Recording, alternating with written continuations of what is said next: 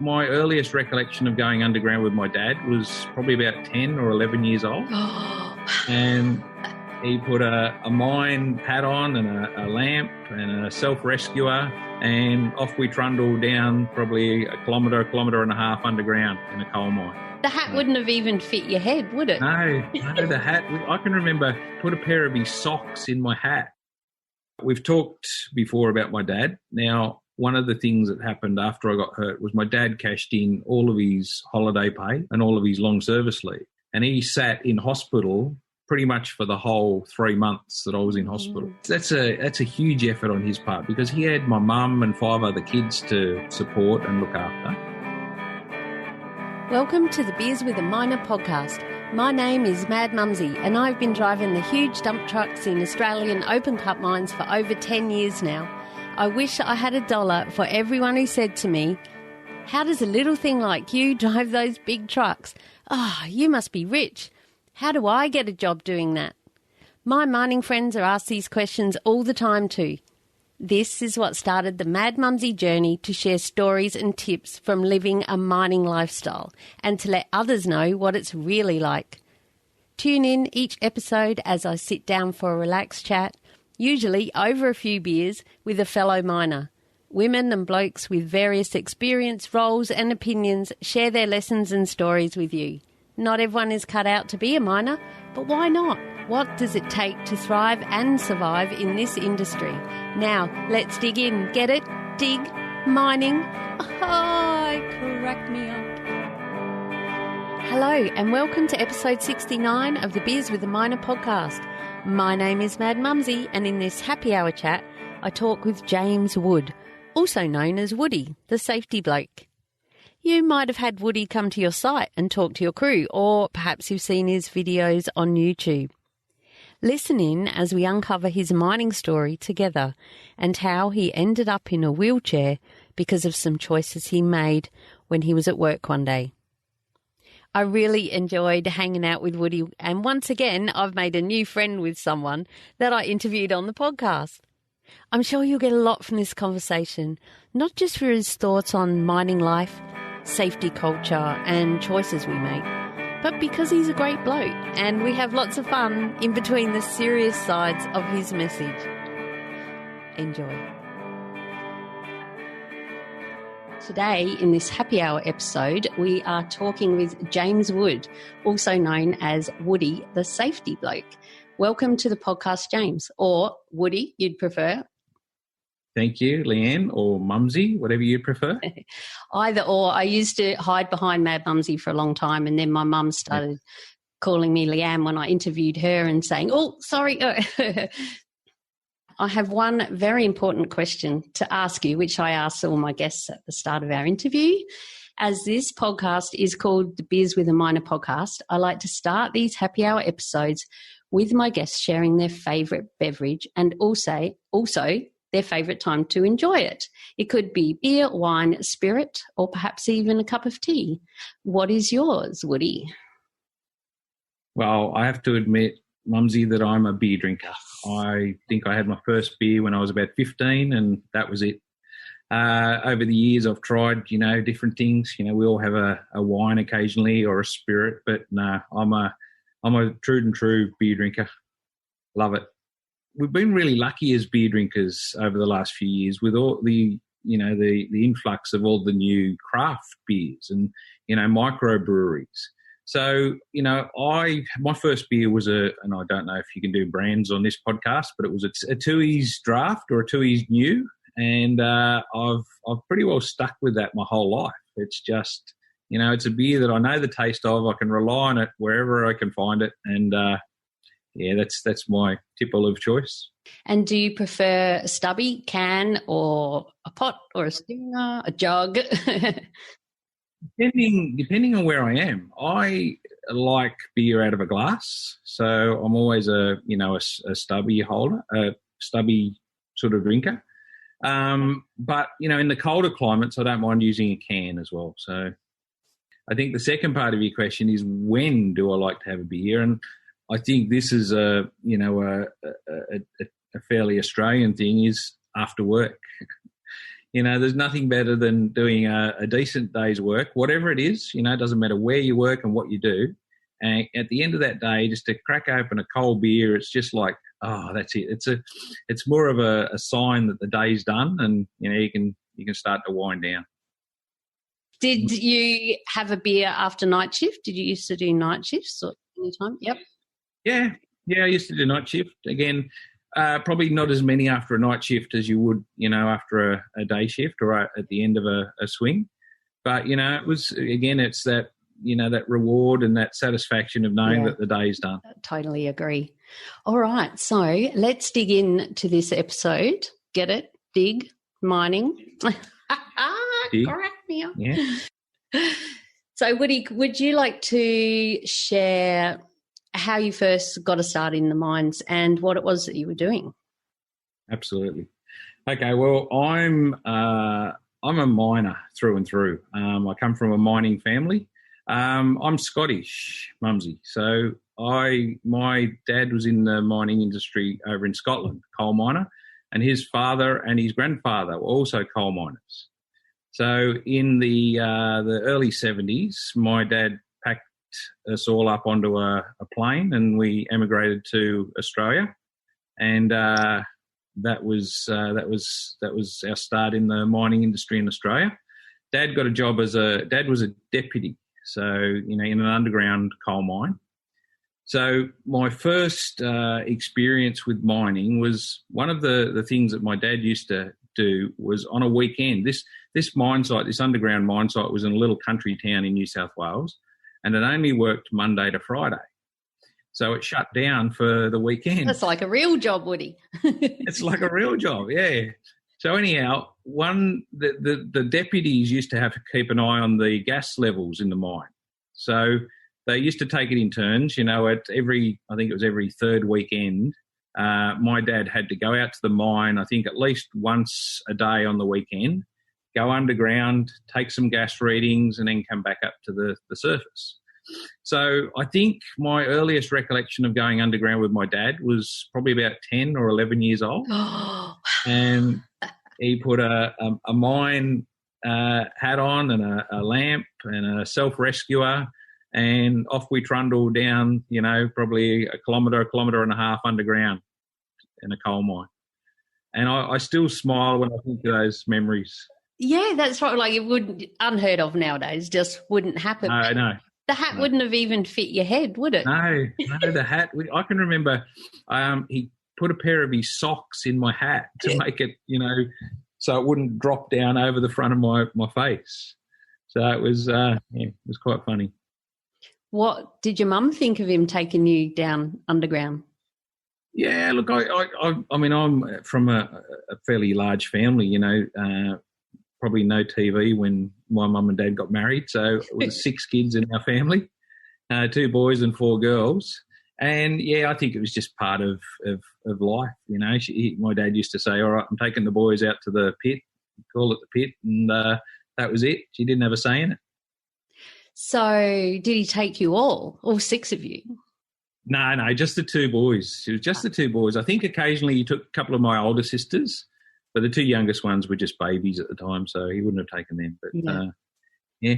But, the really funny thing, and this is something I look back on fondly, is that my dad used to try and explain to me as a 10, 11-year-old how a mine worked. I don't know if you know much about underground mining, Mumsy, but they're living, breathing things. They work a lot on ventilation, and they have to have the right amount of airflow in the right areas. So my dad's trying to explain all of this to me as a 10, 11-year-old, and a lot of it went straight over my head. But I still remember him, the way he used to try and talk to us about it. It's funny. I'm learning more about underground as I interview people like you, and I have had a deputy on as well, Buck in Buchanan. He wrote a book called Coal Faces, and my partner's an underground miner. He's a fitter. Okay. So, of course, the thing that my listeners know is he's a real miner because they go underground, we're landscape gardeners, sunshine miners, all the things. But I was going to say to you, back in the day when he was trying to explain it to you, there was no social media, no, let's go on YouTube, lad, and watch it. But he took you there. So you were actually in there. So was he pointing out the ventilation? Yep. Yeah. He was taking me behind, they block off different, passages with Brattis, like a plastic sheet, just to get the airflow.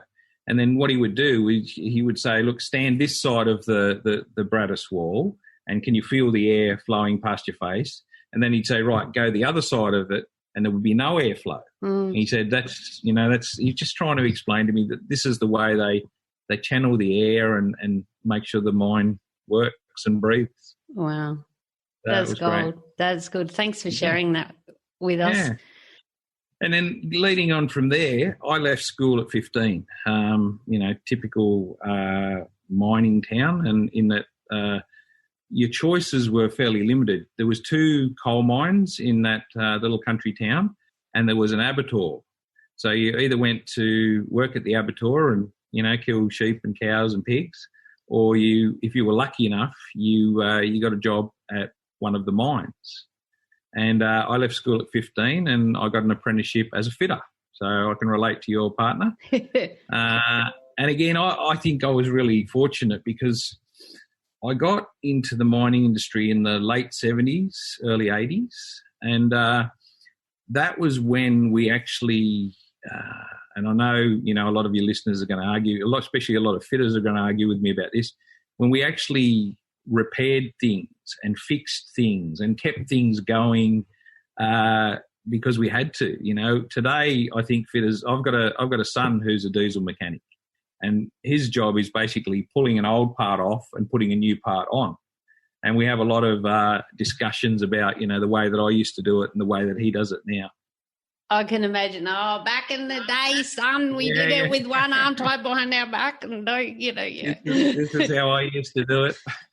Yeah. See, it's changed, hasn't it? A lot has changed. Yeah. Yeah, lots changed in mining, and I've been really lucky that I've been involved in the industry through those changes, and I think that I'm very fortunate to have, to have seen the changes in mining over the last 30. Nearly 40 years. So did you stay as a fitter underground? Yeah, I stayed as a fitter. I finished my apprenticeship as a fitter. And then the coal mine that I was working for closed down. The price of getting coal from the mine to the port, they were making, next to nothing on it, which is typical of our industries. So they offered me a transfer to one of this mine site was owned by, one of the bigger companies, and they offered us, a couple of us, a transfer to one of their open cut pits down in the Hunter Valley. Yeah. So I said, yeah. So I said, okay, I've got nothing to lose. I was sort of in my late teens. I thought, yeah, I'm going to move down and, live with one of the other guys that, moved down from the town that we were living in. So we organised a flat together, and it was like it was party central. It was pretty good. And how did you find the difference between working as a sunshine miner, or what did you call it?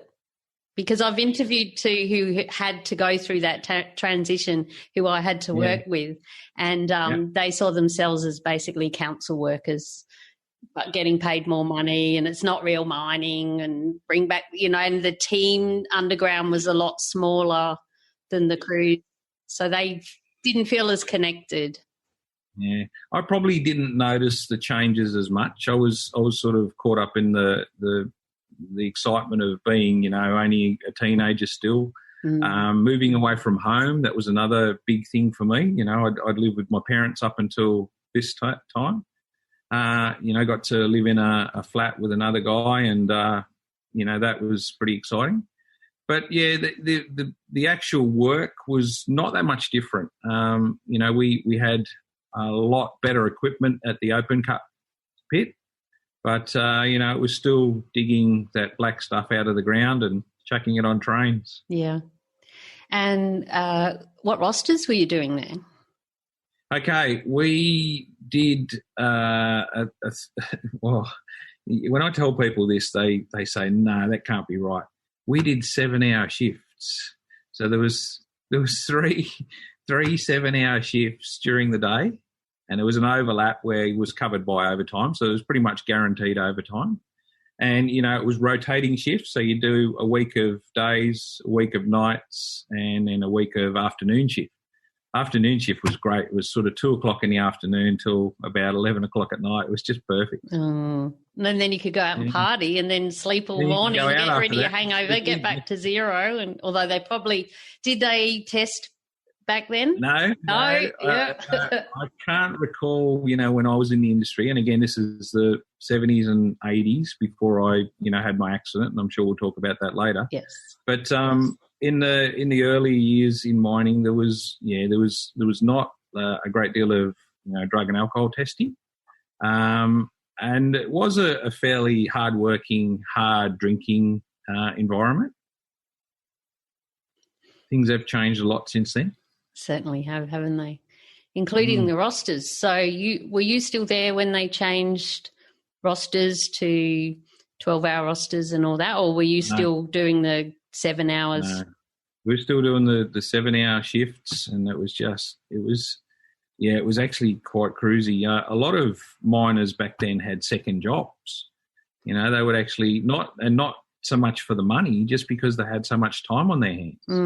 They had either second jobs or they owned a small business that they could spend a fair bit of time in, when they weren't at work. Yeah. Which is good. Well, I guess a lot of people I know do that, because with the even time roster, week on, week off, not so much, a few people have got a second job, but more the setting up a business. Yes. Or they've got a digger and a truck and they go and do a few things on break and get the bobcat out or whatever, which is a good way to be too, because you're kind of setting yourself up for exiting mining, because you never know when that might be forced on you one way or another, economically or anything. So so how long were you actually all up? How many years did you do? I did about 7 years in mining. So I started when I was 15. I had my accident in my early 20s. Oh, yeah. So, and look, had I not have, and I know we'll talk about the accident in a minute, but had I not have had the accident, Leanne, I think I pretty well guarantee I'd still be working on a mine site somewhere. Because you enjoyed it that much? I think so, yeah. I still enjoy it. Even though I don't work in mining as such, I work a lot with the mining industry, and I love it. I love the the industry as a whole, and the culture of it too. Culture. Yeah. It's great. I love it too. And my listeners know that I've stepped away from actively working as a miner these days. I talk about it all the time, which is great. But I miss that crew culture and your other family. We'll have the odd phone call, or like JS. Hey, JS, my number one fan. He listens in his truck, downloads the latest episode when he's on break, and then puts it in a USB and listens in his truck. And occasionally he'll give me a ring and check in, or my crew will send me pictures of the great sunrise or sunset, because I always used to make them look at it. Call up on the two-way and say, check that out, to the dozer driver, and they're like, what? Look at that sunrise. Oh, go on, crazy woman. So, I find that I miss it. And I know that I've spoken to other people, and it's a big part of it. So I guess with you still going back to the mines, although you don't have your own crew, you're still in touch, which we'll get to. So, all right then, would you like to share with my listeners what happened next, Woody? Yeah, okay. So things were pretty cruisy. I had a good job. I'd finished my apprenticeship, good car, a couple of motorbikes, working in mining, 7-hour shifts. It was just, life was pretty good. Now, I had a weekend off, and it was a Monday morning. I woke up to go to work just like any other Monday morning. Hadn't had a really big weekend. Did a couple of, fairly long motorbike rides. So, was keen to get to work and catch up with my crew and, talk about what we all did over the weekend. Anyhow, the first job for the shift, the boss said to me that a truck had broken down on the site. We had a little service cart, and it used to run around and fill up all the generators and lighting plants with fuel and oil. And the power steering belt had snapped on the service truck. Now, I used to fix fan belts all the time. So when the boss gave me the job this day, straight away I thought, oh yeah, I can do that. I've done that before.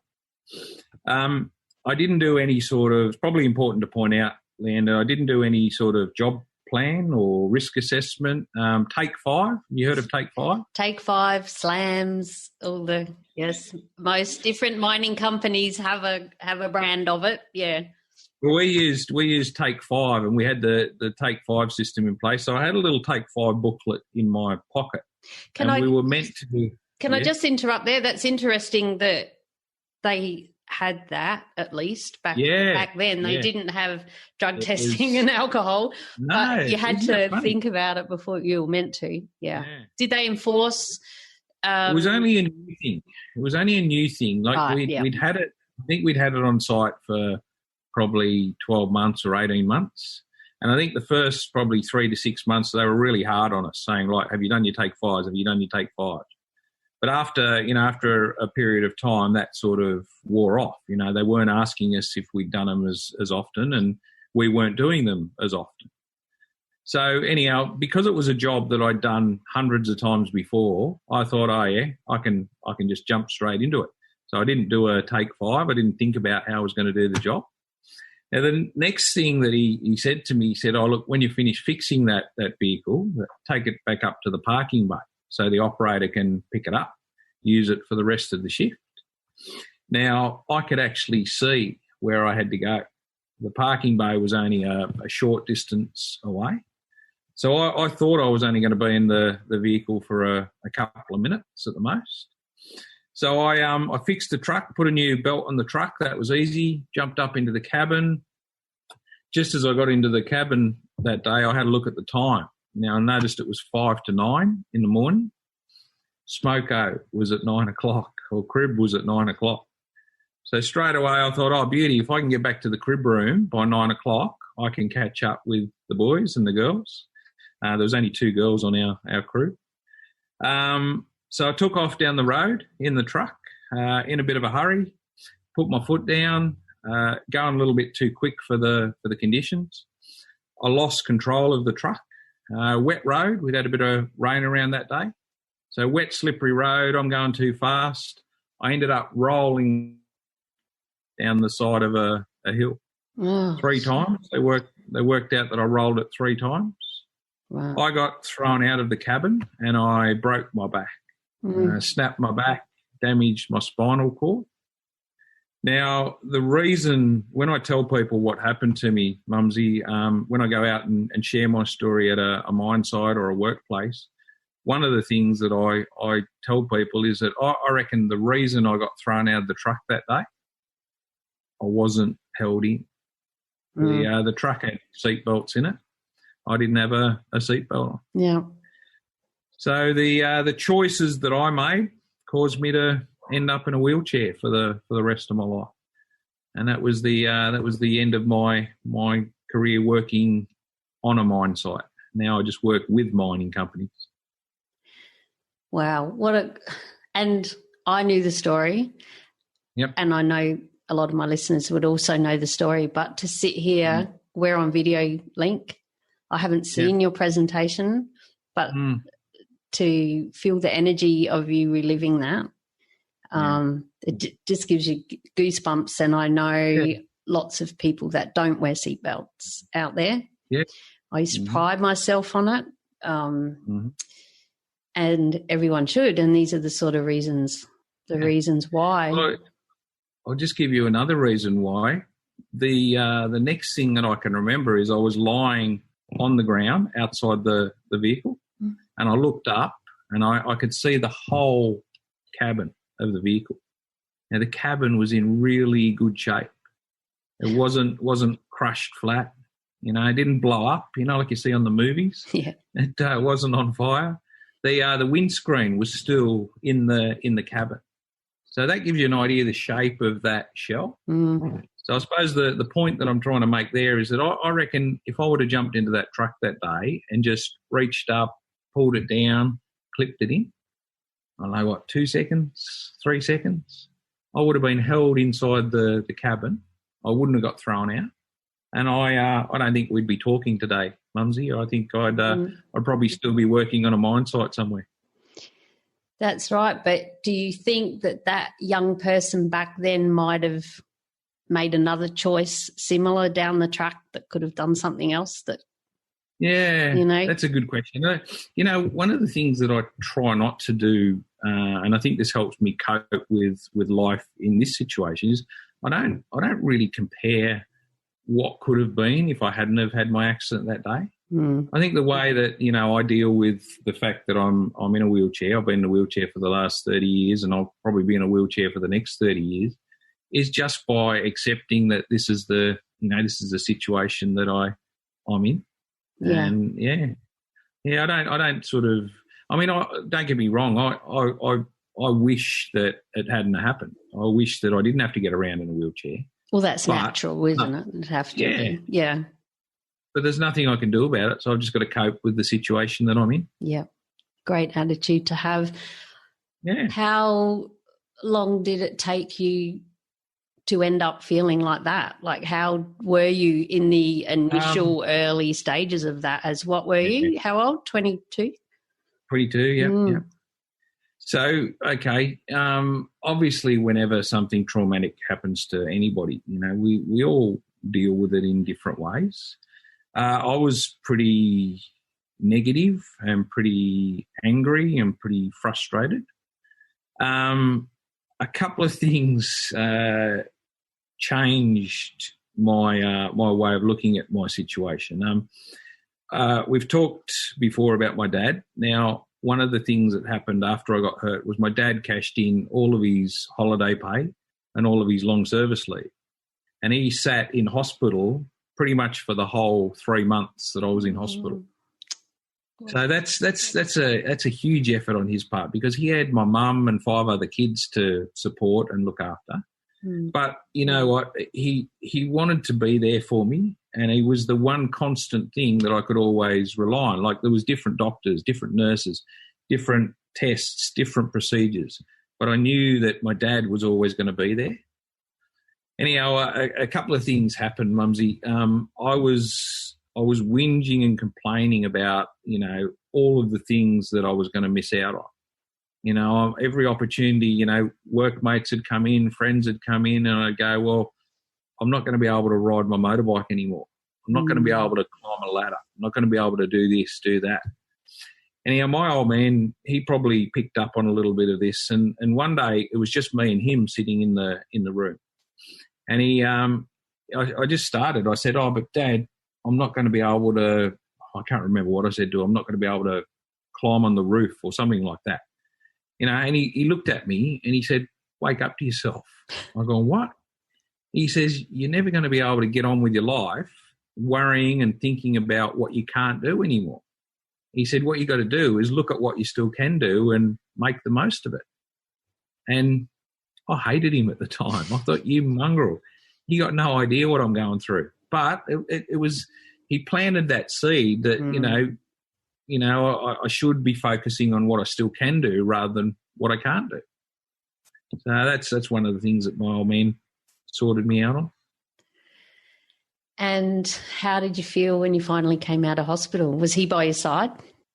Yeah, he was there. He was there, and he was there when I got out of hospital. But the hospital thing was just the start of it. Yeah. The hospital is just taking care of any medical procedures or things that they can give you. After I got out of hospital, they said to me that I needed to go to what they call rehab or rehabilitation. Now, when I share my story out at mine sites and workplaces, one of the way I describe rehab is I pretty much had to learn how to live all over again. A lot of the stuff that I used to be able to do, I can't do anymore.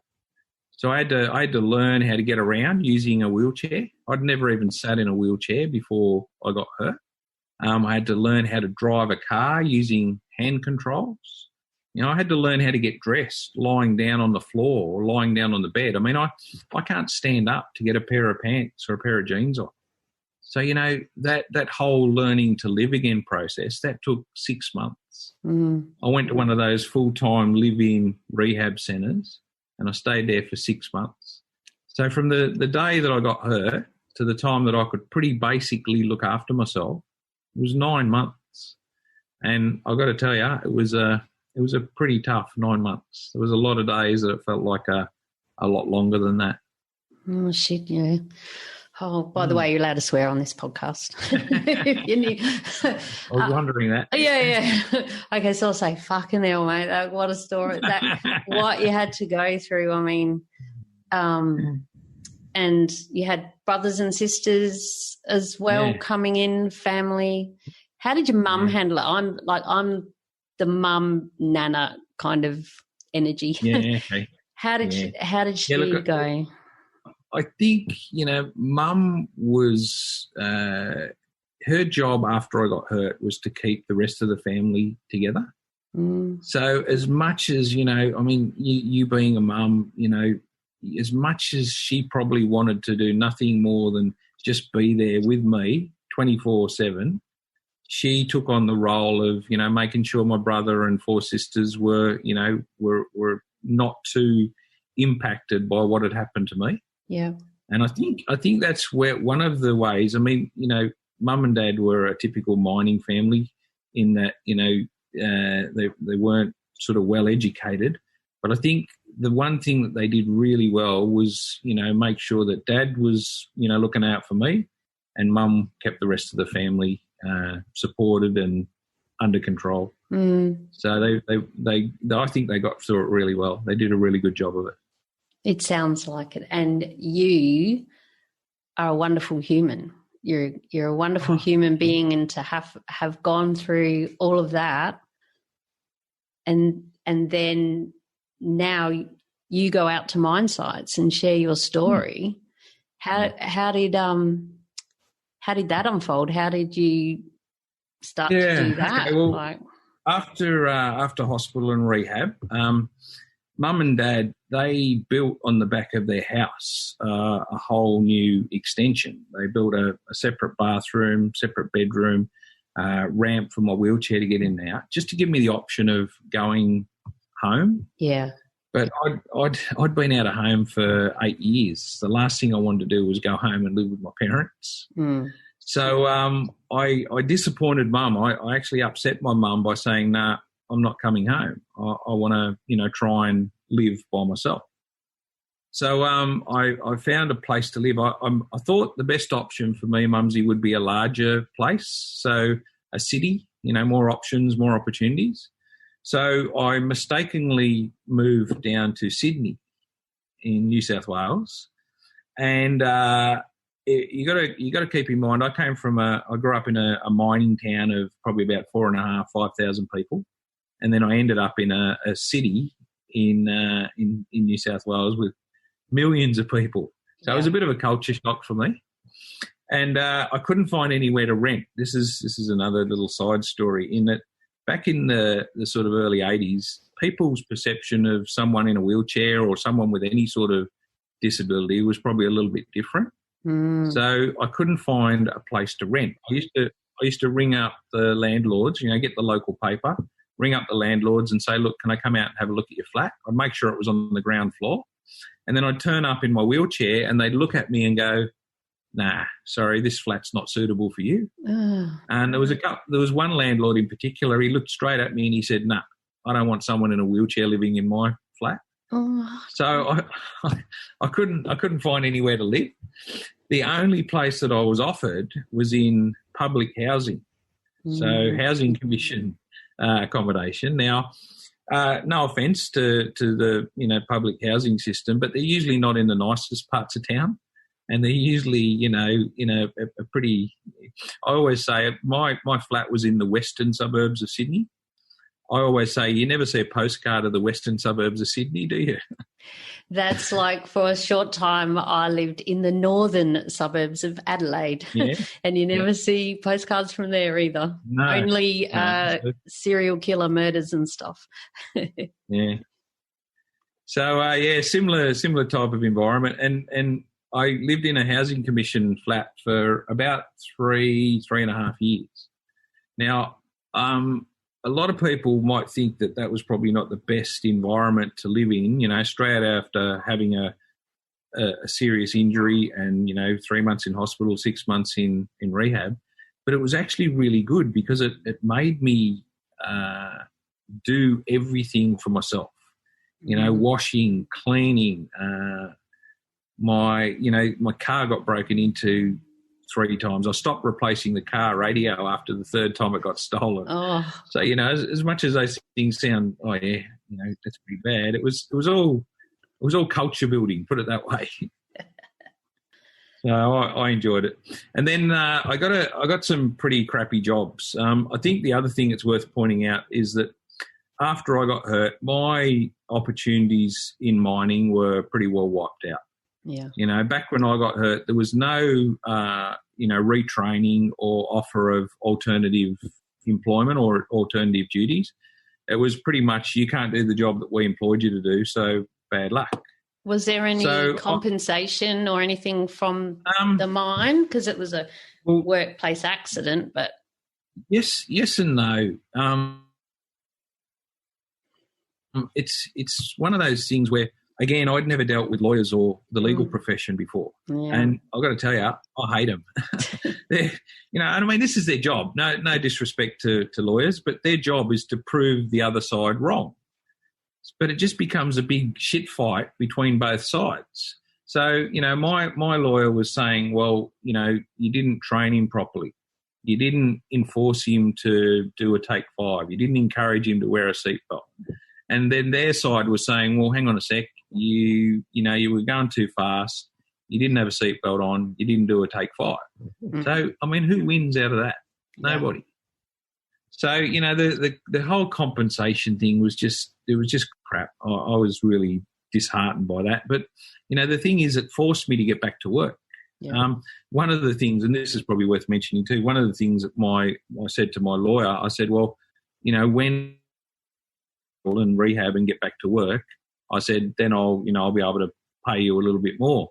And he turned around and said to me, he says, I would strongly advise you not to go back to work because, that will impact your compensation. And I just said to him, Mumsy, I said, well, mate, I said, if I don't get back to work, you won't have a compensation case to worry about because I won't cope if I don't find a job. So I had a fairly good work ethic and wanted to get back to work. But, just to answer your question about how I got into the speaking side of things, whilst living in the housing commission flat, I had a whole heap of really, crappy jobs.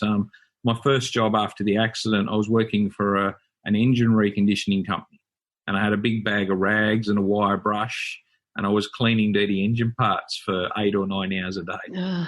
But at least it was a job.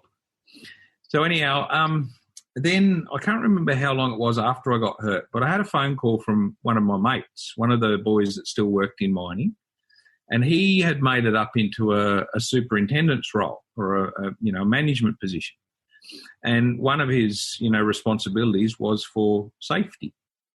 And I don't know why he did this, but he rang me up this day and he said, oh, Woody, his exact words were, Woody, we're having this safety bullshit day. He said, oh my God. Sounds like a superintendent, I might say. Sounds like a superintendent. Yeah. He says, we're having this safety bullshit day. I reckon you should come out and tell people what happened to you. And I told him, get stuffed. I said, there is no way that I'm going to sit in front of a group of people, especially a group of miners, and talk about my accident. Anyhow, he was one of those annoying pricks of mates that we've all got, and he kept nagging me. And I can remember one time we were having a couple of beers, and he said to me, well, if someone had turned up at our site, is this the sort of thing that you would have listened to? And something just clicked. I thought, you know what? I would have liked to have heard somebody else's story. Not just being told to do something by my safety people, by my manager, by my my foreman. But if I could see the results of someone getting hurt, or if I'd heard it firsthand from someone that had actually experienced it, I thought, I would have listened to that. So I agreed to go out and speak at his safety day, and it just snowballed from there. Wow! And now you have a company, business that has other speakers as well. Yeah, which I want to touch on, but just take me back, because I love talking, but I like this kind of person. Get me in a crowd and my palms are sweaty and in front of a crowd, but I'm working towards doing more of that. And these are miners that you don't know. You didn't know them, but did you just go in a big room? How many were there? Yep. I think there's there was one crew, so there's probably about 35, 40 people. Yeah. And they're sitting there going, what's this about? Another safety bullshit thing we have to do. Yeah, probably, exactly. As soon as you mention the word safety to most people that work in mining, it's automatically, here we go, more safety bullshit.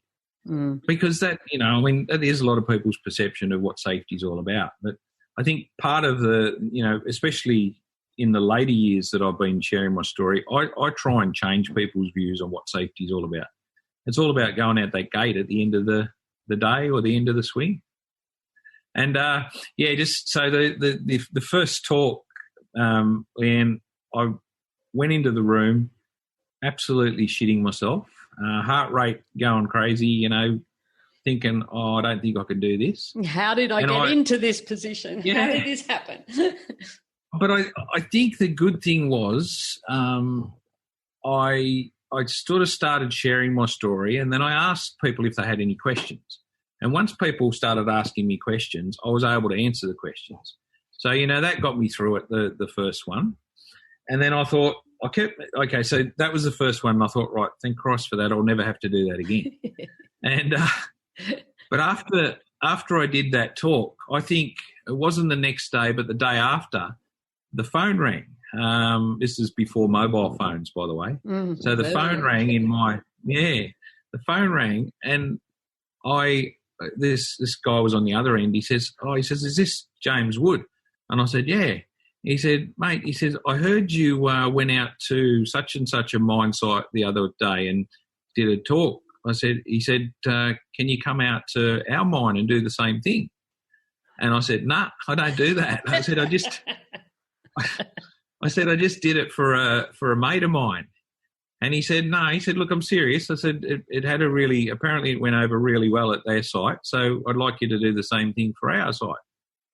So anyhow, I didn't give him an answer straight away. I said, look, I'm going to have to think about it. I said, because I didn't cope real well with it. I said, so let me get back to you. And I hung up the phone and I started thinking about it, and, I had his number there. And I don't know when it was, but I thought to myself, either sometime that day or the day after, I thought, well, there's obviously a demand for this type of information. So I agreed to go out to his side as well, and then it just sort of kept going from there. So those first... And 20-something years later, I'm still doing it. Still doing it.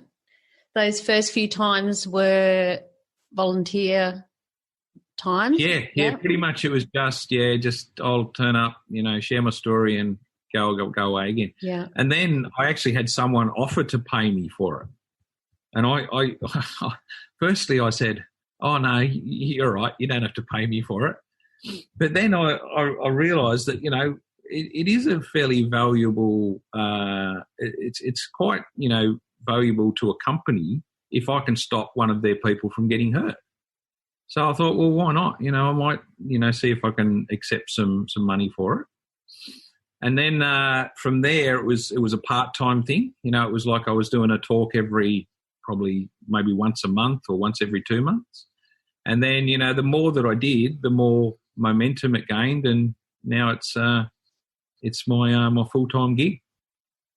I think too the value that because that's what Drewy does. Hard Hat Mentor, my sister, to my listeners, they know her. a leadership and cultural coach. I never get it right, but, she helps people to understand the why about getting people to do things safely so we can all get out the gate at the end of the day. And there's many ways to start getting crews to do that. But just going back to your seatbelt message for one, over the years I've seen a lot of people, especially as technology has improved in the seats, the truck or the grader or loader, whatever you're in, knows that you haven't put the seatbelt on. And so the alarm goes off. So people get very innovative, these people that don't like seatbelts. I don't do seatbelts. And they plug it in and then sit in front of the seatbelt, or they'll just put it over so it looks like it is when anyone drives past and then let it go. And so many different variations of how to not wear a seatbelt and get away with it. And then someone like you comes and speaks to the crew. Like it really has to start working at their heart. And then they might start, have you heard that they start thinking about other safety things that they might also start, because they wearing your PPE in general, but wearing your glasses, getting people to wear their glasses. I've always had crappy, shitty eyes, allergy, bed rims, like just pathetic, black circles under I've always had eye issues.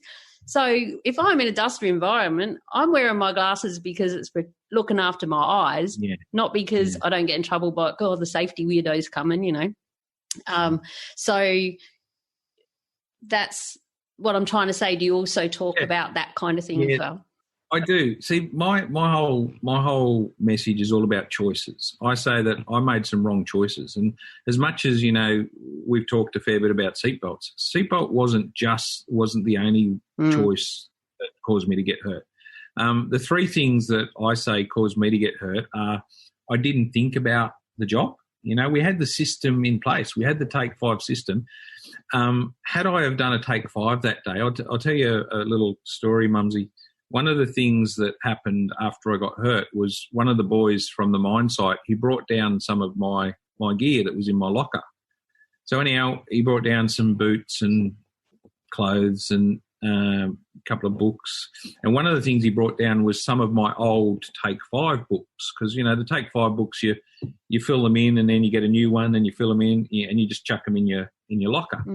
So I had about 3 or 4 of these Take 5 books that had all been, filled out. And one night I woke up probably 3 o'clock in the morning, couldn't sleep, whole heap of pain, reached over to my bedside table and I grabbed these Take 5 books. Anyhow, I'm flicking through old jobs that I've done over the years, looking at, I fixed a dozer on such and such a day. I did this, I did that. Anyhow, I got to a blank Take 5. And I don't know why I did this, but I decided to do a Take 5 for the job that I got hurt on. Now, powerful. Had I have done a Take 5 that day and done one properly, not just gone tick, tick, tick to cover my ass. Yeah. But if I'd done a Take 5 and done one properly, I would have identified probably 3 or 4 different things that could have stopped me from getting hurt. So, we had the system in place, but I didn't use it. So, that's the first choice that that caused me to get hurt. The second thing that I did was I was driving too quick for the conditions. I was going down that road. I reckon I was probably only doing 55, 60 kilometres an hour, but I probably should have only been doing 20 or 25 kilometres an hour. I was going to say in a service car on a wet road at the mines. That's fast. That's pretty quick. Yeah. And so driving too quick. I mean, we're always being told drive to the conditions. Yeah. Here's a perfect example, or I'm a perfect example of not driving to the conditions. And then again, the third part of it is I didn't protect myself. The truck had seatbelts in it. I didn't use it. So, those 3 things, you can apply those 3 things to any role on a mine site or any role in most workplaces. Think about what you're doing, don't take a risk, and protect yourself. And that's my story. Choices. That's what caused me to get hurt. And it's such a good message for especially my listeners who are yet to go through the joys of all the safety talks and all the procedures and all of the things. If you just take those three things in, especially from this conversation, but take it inside your heart and don't do it, you know, like I've shared a story on the podcast before. I'll just quickly share it with you. There were three of us trucks, three new trucks and a digger, and they wanted to see on this night shift how much this new digger could do. So I was one of the truckies, and we were like racing pretty much, three girls, competition, let's go. And these two chicks, they just kept beating me. I'm like, how the like I'm going as fast as I can, you know. Anyway, I found out the next day that they weren't stopping at the stop sign on a haul road, and I was, and that was the difference. And the reason I stopped at that stop sign is because during the few days earlier, I nearly pulled out in front of a troopy full of my crew who were coming back. Oh, they were heading off to crib, and we'd done a hot seat. And I nearly pulled out. And if you're in a big truck with blind spots everywhere, and you're coming towards a road and the light vehicle's travelling with you, it was just in my blind spot in the big mirror on my offside. It was on my offside, my right-hand side. So I was at the quick stop, let's go. I'm like, shit, light vehicle. Yeah. And so that night I chose to stop, but they weren't. And I thought, bloody hell, you know, what if that had happened? That's how things happen. So then I decided, bugger the racing and trying to win and be the best operator or whatever. You can do it within the rules, you know, make your time up backing in under the digger and at the dump and stuff safely. But, You know, you make a really good point there, Mumsy. One of the things that I believe is for a lot of people, it takes something to happen to you before you will make any behavioural changes. You know, you might have a near miss, or you might even have a minor incident, you know, where you get hurt. For a lot of people, it takes, you know, someone to get hurt before they make any changes. And they talk a lot about becoming complacent, doing the same job over and over again. It's like, I'm going to write this shit down, and, you know, I'm going to fuel my truck up, same bloody thing that I do every day. Like, and some of the sites I've been on, they joke if you roll the light vehicle quick, no one called the emergency until we've all done our slam, you know, take 5, which is just ridiculous. But if we'd have rolled it because we were all going in and it was shift change and we'd been parked up all night because it had been raining and we weren't allowed to drive anywhere pretty much. But when it was time to go home, we all did the wild drive to the gate in the troopies, you know. So if you take your time and did a slam and, right, we'll go slow, we'll do this, we'll make sure the hubs are locked in 4-wheel drive and all the things. So the complacency thing is what I was getting at. And I think that having someone like yourself come in without them actually having to have an incident or a near miss themselves, that can be a trigger and a reminder for them to go, oh, shit does happen, which is why I do what I do, because shit goes on out there. Yeah. You know. And, you know, that's you make – I'm glad you've noticed that. That's what we believe we do, is we give people the reason to stay safe. You know, because, you know, a mining company or any workplace, they can provide training. They can provide systems and procedures and ways of doing things. But unless you give people a reason, they're just not going to use those things, you know. And then by us going out, by me and, you know, the other people that I work with going out and sharing their stories, it gives people that, you know, that visible, tangible reason to use these systems, to use the training that they get. And that's my sister's, one of her biggest messages is always start with why. Why do I have to wear my bloody glasses? Why do I have to, you know, or why am I even here? You know. So I would like to, I want to touch on how you started getting other people to speak as well. How did that start to unfold? Well, again, it was pretty organic in that I've been doing the talk since the late 90s, so, you know, for over 20 years. And I had people contact me and say, look, Woody, we really like what you do. And this is people who have been injured or had some sort of workplace incident. And they said, look, Woody, we really like what you do. How did you get into this? And how do we do the same thing? And I mean, I'm fairly open and honest, Mumsy, and I'd said, well, you know, this is how I started. I just shared how I got into it.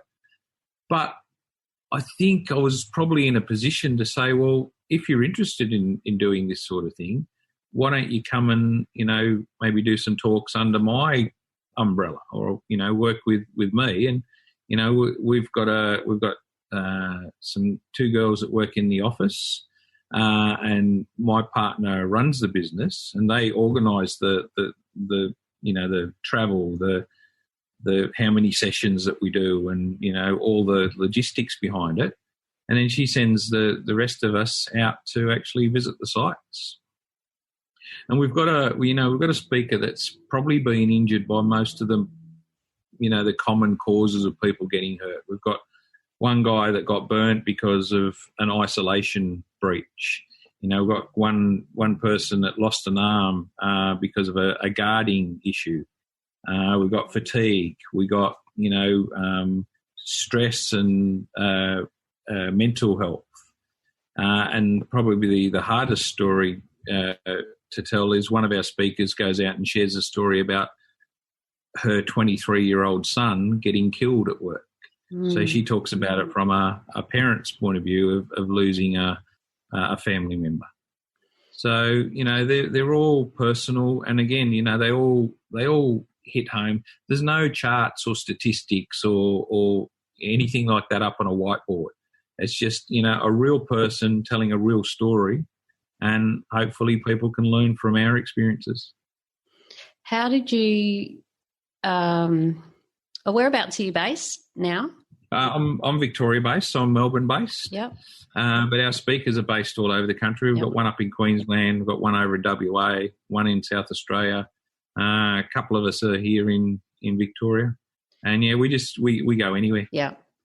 The reason I ask that is because no doubt you know about the 8 deaths that we had up here in Queensland, and that's been a huge thing for us and for me personally, and my sister. We've started a collaboration. We did the hashtag 1 minute for our lost miners because there was a lot going on at pre-starts, or not going on.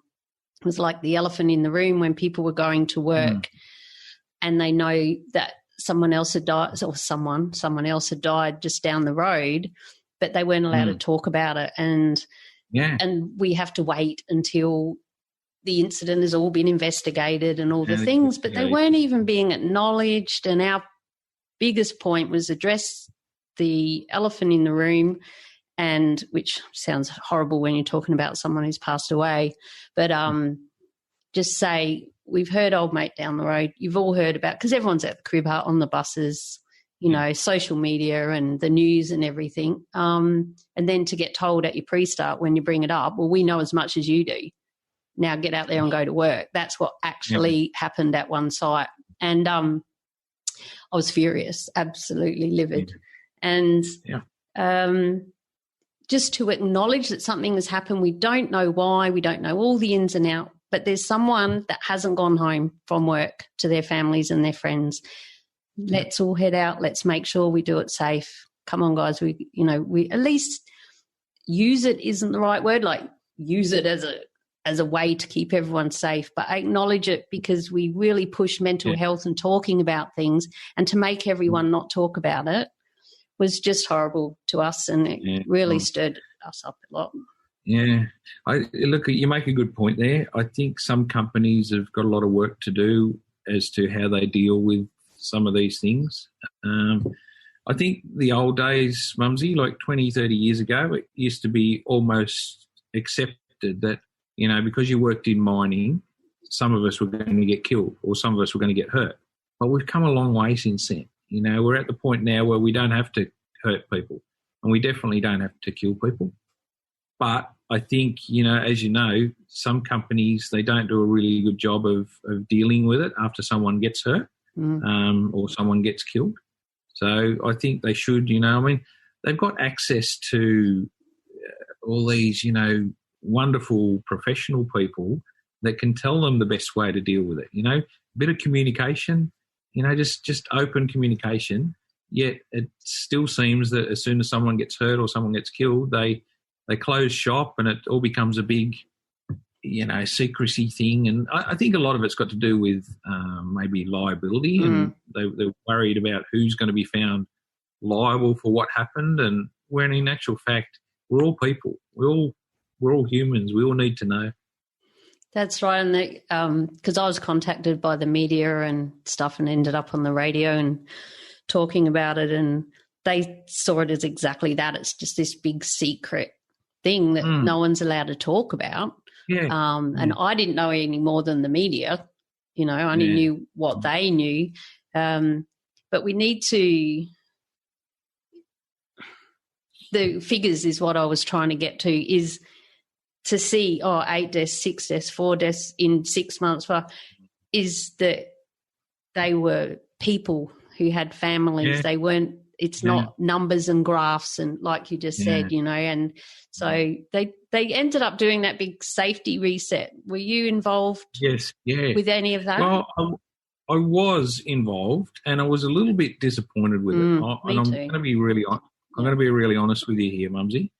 I got asked to go to a couple of the sites. Not so much, let's not talk about the safety reset, but one of my biggest frustrations is I'll get asked to come out to a mine site after someone gets hurt or after someone gets killed. And I hate that. That's too late then. What have you done prior to this happening? Why didn't you get me out 6 months ago or 12 months ago? What else have you done in the lead up to this? So I get really frustrated by people thinking, something's happened, we'll get James out, or we'll do this, or we'll do that to try and rectify it. When, a lot of companies, they should be putting in the effort prior to someone getting hurt or, to stop someone from getting hurt or getting killed. And the people that you're talking to after the fact know firsthand what can happen because someone just died on their site or exactly on their crew. So it's a great message to and I've been to a couple of talks where people have come out similar to yourself and with a message, whatever it be, and it really sticks for a while with the crew. And then it goes away, and then everyone's doing the old thing that that talk was meant to stop us doing. So we always, it's like, what's another analogy? Like a diet. We all know how to lose weight. Move more, eat less, be healthy.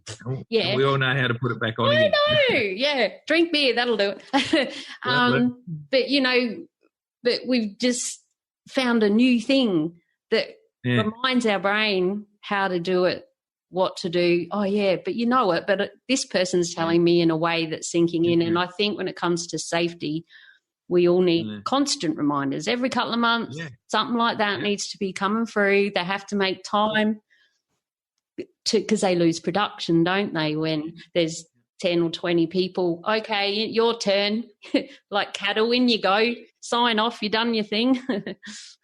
Get back here by hot seat, right? Make sure you're back out here to hot seat, second crib. And we all go, ask lots of questions. One of the really good things that I've also had the experience of is working with companies that do that. I've got a couple of clients that, have even, I think it was earlier this year, it was start back to work this year.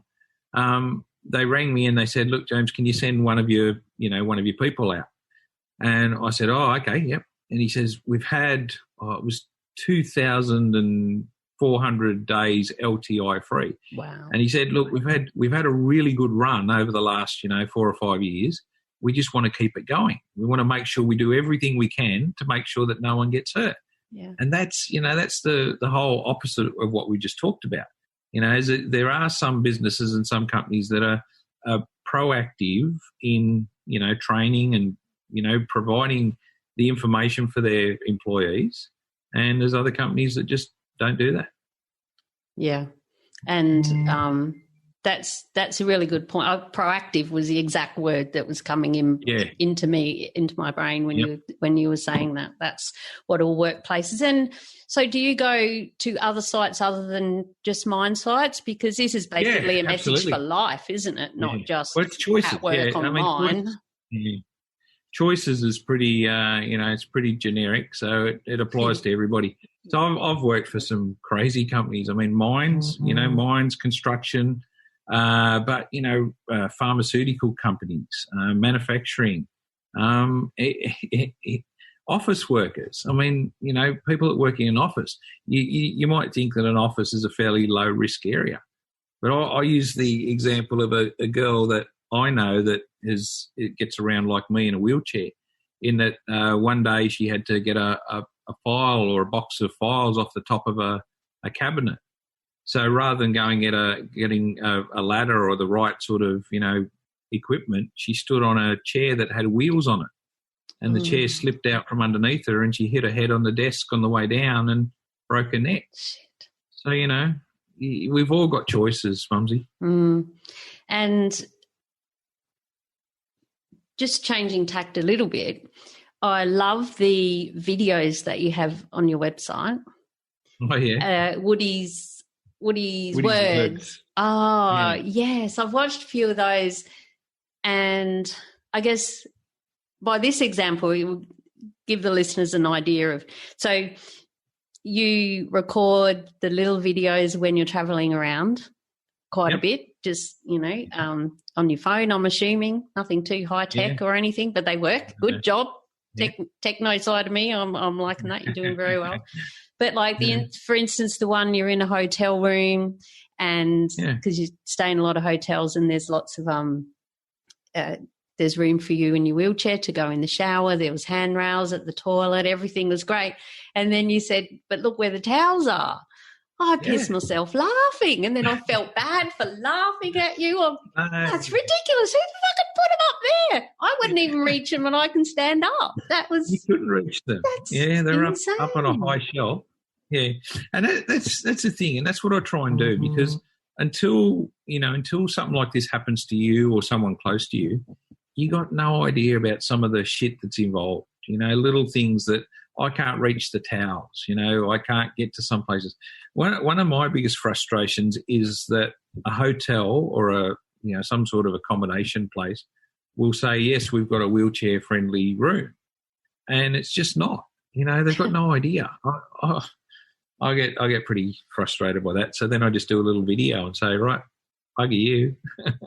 So you feel you're also becoming a bit of a voice, a bit of a advocate for disability. What am I trying to say? To get businesses and places like that, councils like footpaths and all sorts of things to be more aware and to do something about it. Have you seen it change over the years, I guess is the question? Yeah, the question is I have seen it change over the years. I mean, nearly 30 years ago when I first got hurt, the little country town that I grew up in, they didn't even have the little cutouts in footpaths. I had to push my wheelchair along the side of the road because I just couldn't get up onto the footpath. Oh, so they only had gutters, that's all? Yeah, they only had gutters, yeah. So that's when we first started putting those little cutouts in footpaths, 20, 30 years ago. And since then, things have slowly progressed where, I reckon it's pretty good these days. There's not too many places that I can't get to. And I'm pretty determined too, Mumsy. If you put a beer at the top of a set of stairs, I'll get there, guaranteed. Give me a call, I'll help you out. Yeah. Unless it's a VB, I don't know. Yeah, no, I don't. VB and 4X, you can have them. Oh, see, I like 4X. The other part of your question, am I trying to be an advocate? I'm not. I've got no plans of being any sort of advocate for disability issues. I just want people to understand that when something like this happens to you, it just changes everything for you.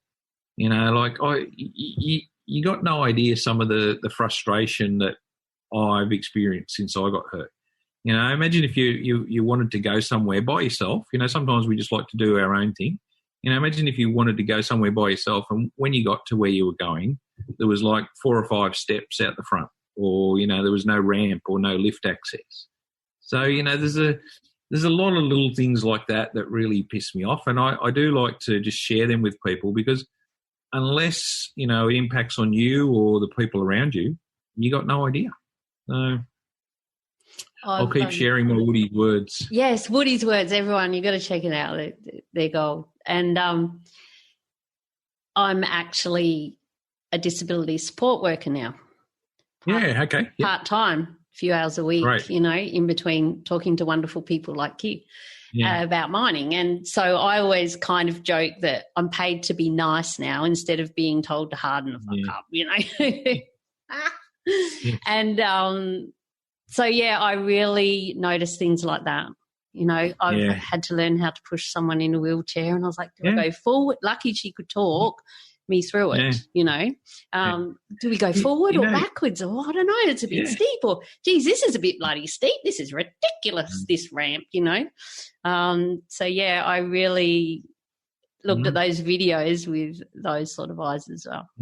You know, that's the other part of what I enjoy about what I do, Mumsy, is a lot of, as you know, a lot of the guys and the girls that work in mining, they're different types of characters, and many of them have never even met someone in a wheelchair or someone with any sort of disability. So by me turning up at a site, you know, and I'll be honest with you, I frequent the wet mess quite a bit when I'm at a mine site. You know, I'll go up and have a beer, and it gives them the opportunity to, you know, to speak to someone that they've probably never had the opportunity to speak to before. And, you know, they ask questions, you know, they say, well, how do you drive a car? You know, how do you get upstairs? Can you have sex? That's a fairly common one. Have you seen that show on Channel 2? I think it's about to start again. You Can't Ask That. Yes. You can't ask that. That's gold. That. So in a way, that's, you know, it's something that I'm providing. You know, I'm providing that opportunity for some of these people to ask me the questions they've always wanted to ask. Yeah. And over a few beers. Sometimes. A few beers. at the pub, at the wet mess. For those of you who don't know what the wet mess is, that's the bar at the camp. The dry mess is, you know, I suppose I better go and have something to eat and then come back to the bar. It's only when the wet mess shuts. Yeah, because some camps do that. I haven't stayed tell a lie, I have, but we bought enough takeaways to get us through while they shut the bar for an hour while you're meant to all herd in like cattle. To force people to go and have something to eat. Yeah. And the beer was so cheap. It was like $2 or $3 a can. Yeah. That was a while ago, though.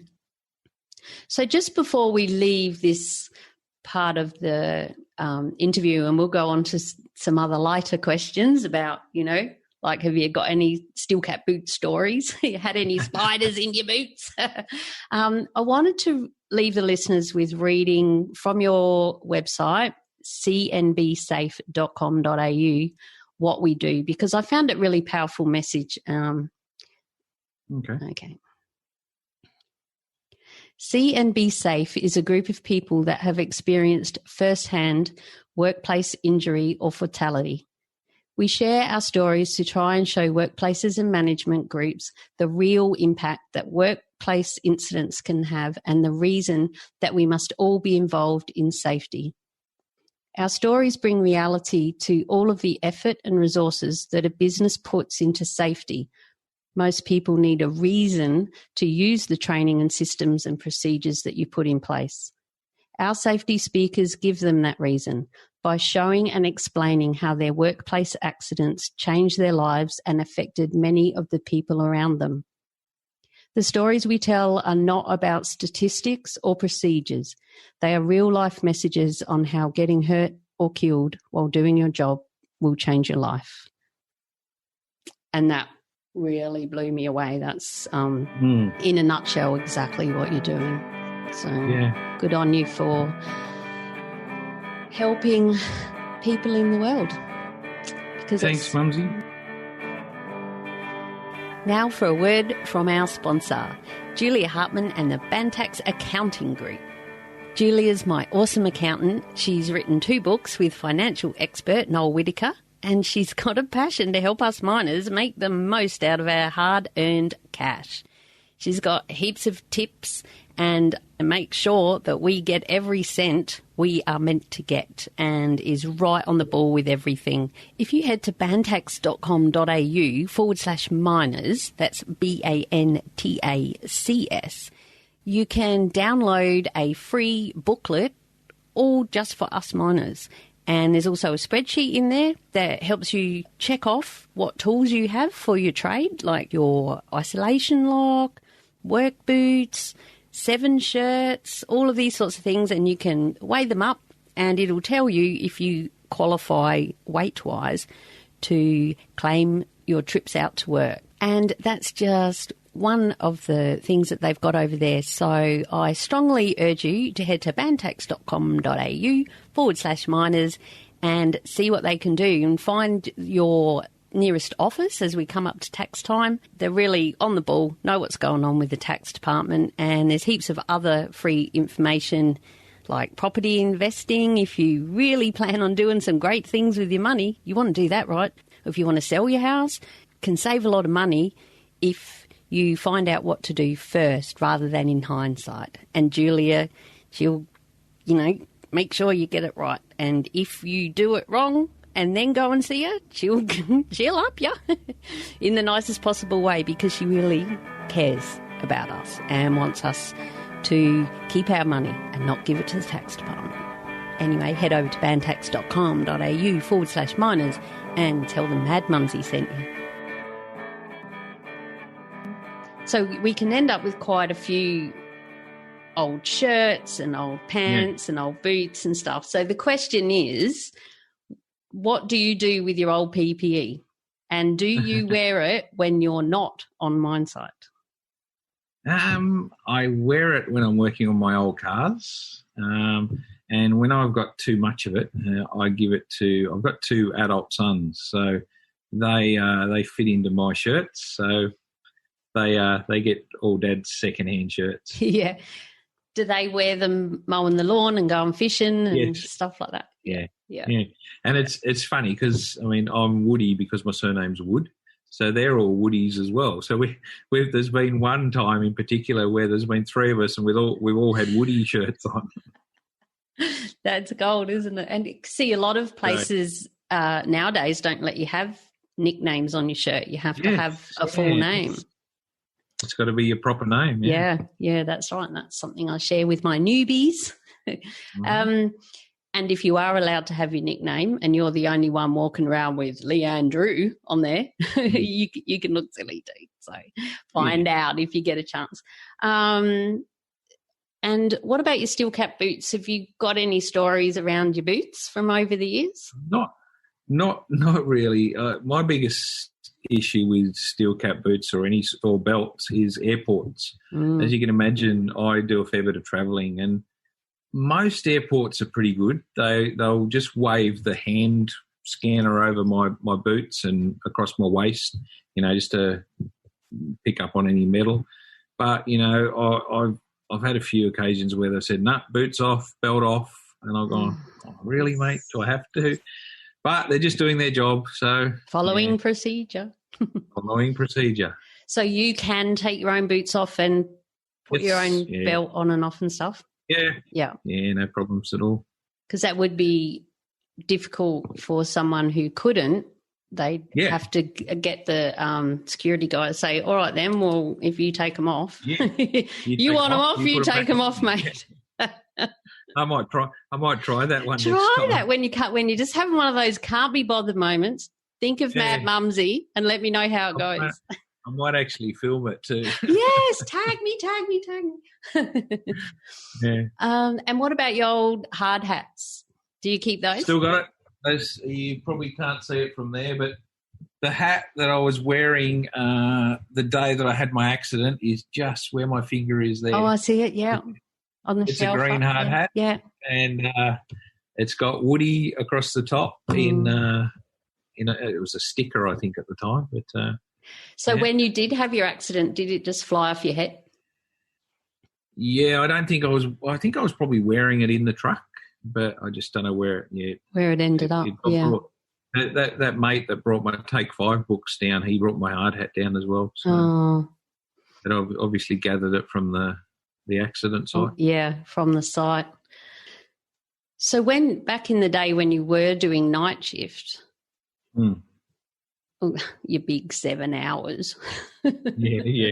It was a big night shift. Yeah. How did you find sleeping during the day?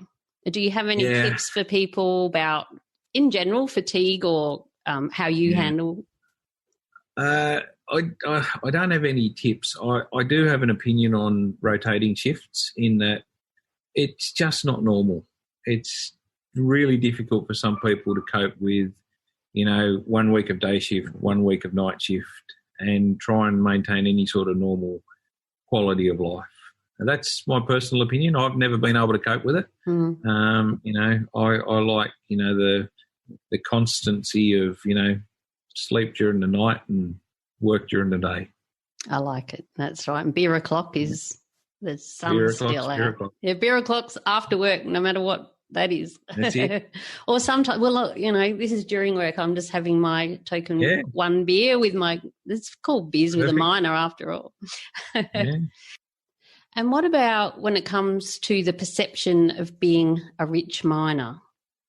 Do you have any words of wisdom about money or anything that over the years you've learned or anything you'd like to share about that? Look, I believe that, if you work hard, you're entitled to a decent amount of pay.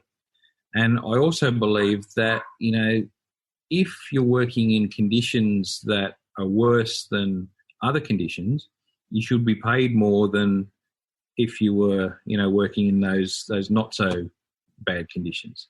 So, Mumsy, I've been to remote area mines in the Pilbara, the Kimberley, off the coast of Darwin, where it's pretty harsh, and as much as the camps have changed a lot over the 20 years or 30 years, it's still remote area mining. So I believe that, if you're working in that environment or in any mining environment, you are entitled to a little bit more as by way of compensation or by way of pay than if you're working in town with all the conveniences and all the, the bells and whistles. And a bed where you're home every night at your own home as well. Yeah. Well, because a lot of places will pay, what do they call it, remote allowance?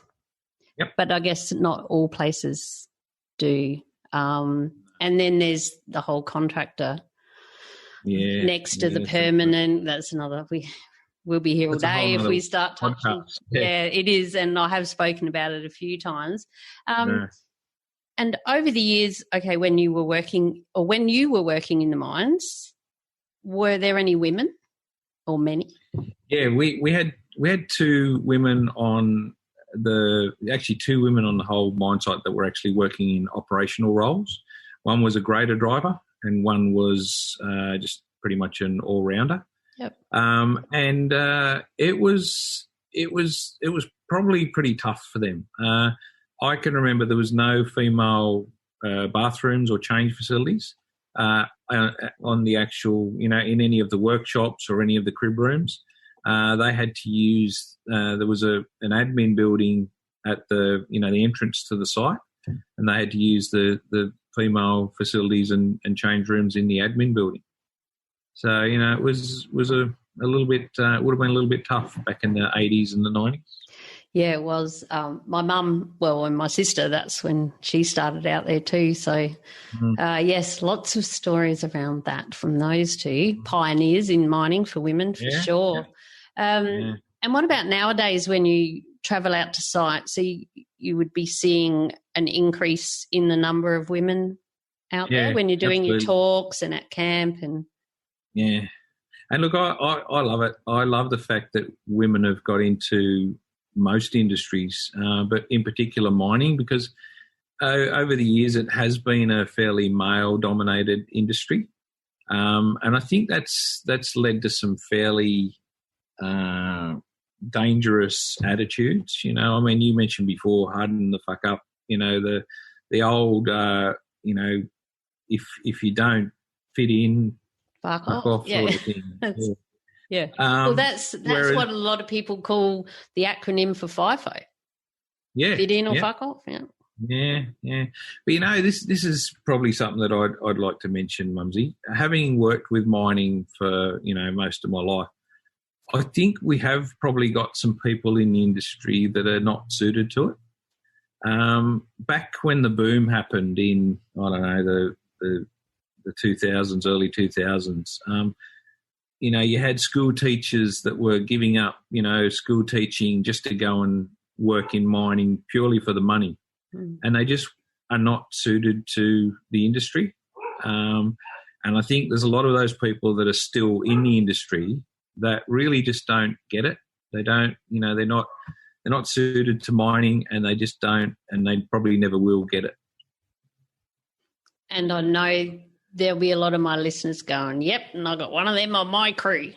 Yeah. And it could be a bloke as well. There's some, I've come across a few blokes in my day that are just like that. No, I wasn't alluding to women there. I was alluding to people in general, yes. in mining. Yeah, people in general. There are some people in general in mining at the moment that are not suited to the industry. And, you know, that's a bit of a worry for me. And I'm sure you also aren't targeting school teachers either, because I have come across some school teachers who end up freaking awesome trainers.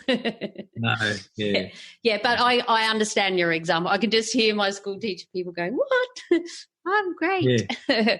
But what it does do, Woody, and I'm glad that you brought it up, is point out that mining isn't for everyone. But why not? What does it take to thrive and survive in this industry, which is the intro to my podcast.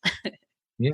So, and that's why I do what I do. And it's important to have a why, which again brings us right back to everything we just spoke about. I think, you know, why are we at work? Why do we do what I do? Why do I do what I do? Why do you? Yeah.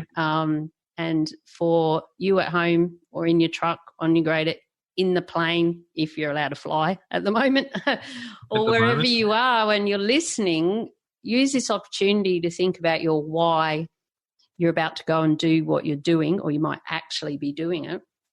And think of Woody's message about choices and how you can stay safe and make sure you get home to your family and friends, or your dog, or your garden, or whatever you've got that you want to go home to. This is my last question, Woody. So finally, what is your special place, Woody, when life turns to shit? How do you personally handle the tough times? What are your strategies to hang in there day to day? I'd have to say my shed. Your shed? I love it. I'm actually sitting in my shed at the moment talking to you. So it's my go-to place. You know, whenever I need a bit of, you know, just reflection time to think, time to just chill out. If I've had a shit day, I'll come down the shed. I've got a dog, and, you know, you give me my dog and my shed, and it just sort of calms everything down. Oh, I love it. I love it. I've seen your dog wandering around in the background. Yeah. He's in the background there. What sort of dog is he? He's a border collie. Yeah. He looks like a big dog. Where is he? Come and say hello. He's fairly big. Yeah, he's... So it's your man cave then? Yeah, well, it's a man cave. I don't like to call it a man cave. I call it a shed. A shed. But it's it's got everything I need. It's got a TV. It's got a fridge full of beer. Full of beer. We should have got one out for you. Yeah. It's that time of day. Oh, I'm just going to crack one as soon as I finish here. Yeah, and I'll go crack another one, and I can't wait to listen to this back. In closing, do you have anything that you're super excited about right now that you'd like to share with us? Not really, Mumsy. I'm a bit concerned, like everybody else, about the coronavirus that's happening to us all. I'm pretty positive about the future, though. I think this is something that we all have to, you know, work together to get through. I'm looking forward to, once this all blows over, or when it all blows over, getting back out to doing what I do and visiting mine sites and workplaces and trying to show people that safety is not just about covering the boss's backside. It's about us going home to the people and the things that we all want to go home to. Yes, and this coronavirus effort that the world is going through at the moment seems to be connecting on such a global level.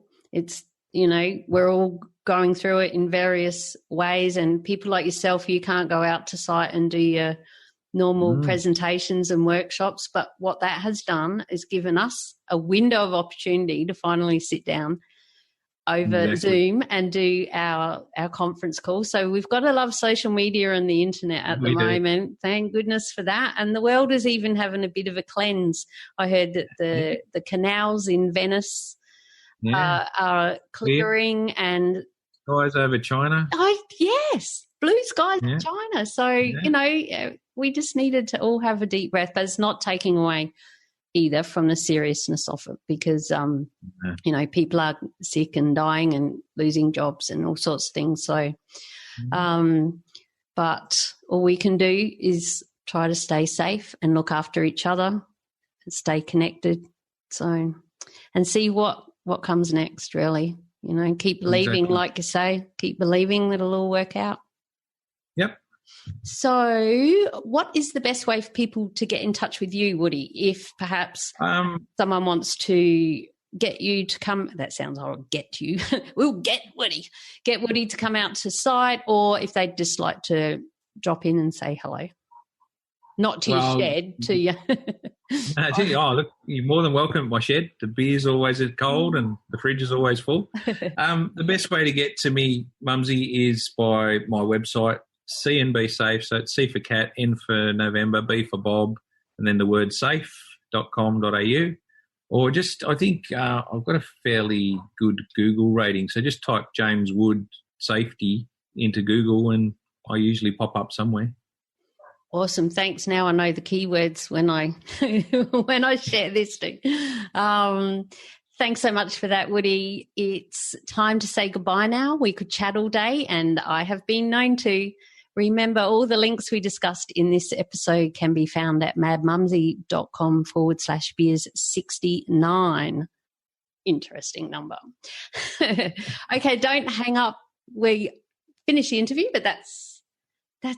That's awesome. Yeah. Oh, well done. Thank you. No, that's great. Thank you. We finally got it done. We did. Awesome. Thanks. I'm going to send Drewy a message now and saying, just got off the phone to your sister. Yes, be sure to. She's actually, I've got messages from everyone. What is going on? Yes, my phone's been going nuts. Hopefully the world's not gone to crap. Okay, thank you. All right, I'll catch up soon. Yeah, we'll do. See ya. Bye. Go and enjoy that beer. I will. Don't worry. You too. Bye. My fridge is not far away. Oh, see you later, mate. Bye. Bye. Well, how was that? Powerful or what? Imagine how much energy would be oozing into your crew when he's in the room. It gives me goosebumps just thinking about it, I'll tell you. Be sure to reach out to Woody about him or one of his CBN safe speakers coming to your site and tell him Mad Mumsy sent you. Remember, it doesn't have to be mining either. His safety message is important in any home or workplace. All the links we spoke about, including how to get in touch with Woody, can be found at madmumsy.com/beers69. The number 69. Oh, and wash your hands and stay at home. We're still in that mode as I record this toward the end of April 2020, and it would be remiss.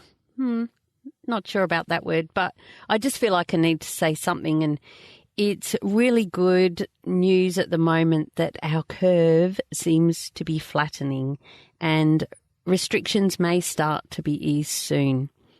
Finally, a light at the end of the tunnel, and it's not another fucking train.